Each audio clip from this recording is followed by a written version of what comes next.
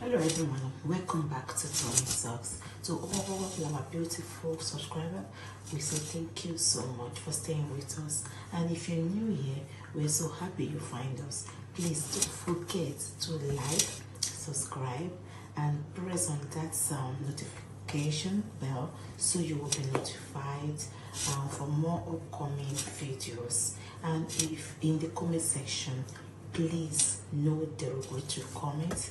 Thanks for watching. Till I'll see you all in my next video. Stay safe, stay blessed. I love you all. Bye. I want to man sorry for the time. What do you want to say for me?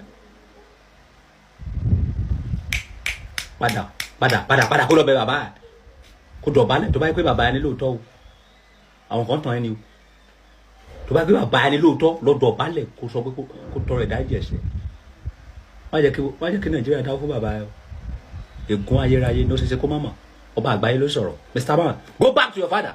I'm going to take care of your father. No matter what your father do, I don't want to know you. Mi ò fẹ́ gbọ́ ọkọ tí bàbá ẹ ṣe. Mi ò fẹ́ mọ̀.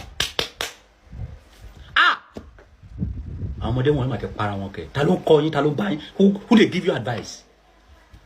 Má ṣe má try ẹ̀. Mi ò fẹ́ mọ̀ ọkọ tí bàbá yẹn ṣe. Lọ tọ́jú bàbá ẹ̀. Bàbá ẹni ni bàbá ẹni. Tí àtọ̀ bàbá ẹ̀ ò bá dá ọ ní sóríire náà. Ó ṣeéṣe kó jẹ́ kí bàbá ẹ̀ má tọ́jú ẹni kékeré. Tí bàbá ẹ̀ bá tọ́jú ọ ṣeéṣe kó má débi tó dé yìí náà. Àtòrí ìkànsì kan lọ́lọ́run. Mr. Man, go and take care of your father, whether you like it or not. That is my advice for you.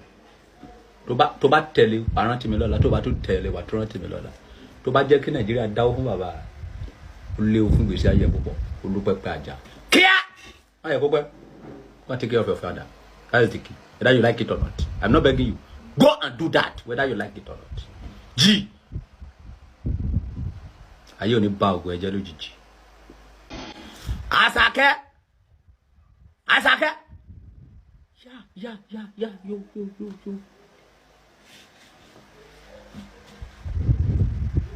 Ta ló ń tọ́ ẹ, Mr. Man? Ṣé program tí mo gbọ́ yìí ṣé lóòótọ́ ni àbí irọ́? Is that true? Ṣé lóòótọ́ ni? Ẹ̀yin ọmọ Nàìjíríà, ayé yín ti rún. Wọ́n wo ọ̀pọ̀lọpọ̀ comment táwọn èèyàn comment. That is how we dey talk to all those baba to take care of their son, to take care of their tata. Ashake. This is Oba Solomon Oba Agbaye worldwide. I love you so much. Farabalẹ̀ kó gbọ́ mi. Hear me very well carefully. I give you 3 days to go back to that your father and go and take care of him, whether you like it or not. Because I want to comment òfò yẹn wọ́n tàn ẹni o, wọ́n fẹ́ bá yẹ jẹ́ ni o. Ha! Bí àtọ̀ bàbá ẹ ò bá dá ọ ní sóríire. Ta ló sọ fún ẹ pé bàbá ẹ ò sórí fún ẹ? Tó bá wọn kí bàbá ẹ pa ẹ lọ́mọ. You need to take care of your father. Man, who tell you that? Gbogbo àwọn olóburúkú tó ń comment òfò orí burúkú yẹn. Ìdí kọ́tà sọ fún ọ nìyẹn, kó máa tọ́jú ọmọ ní kékeré, kó máa ṣe gbá, kó máa ṣàwó. No!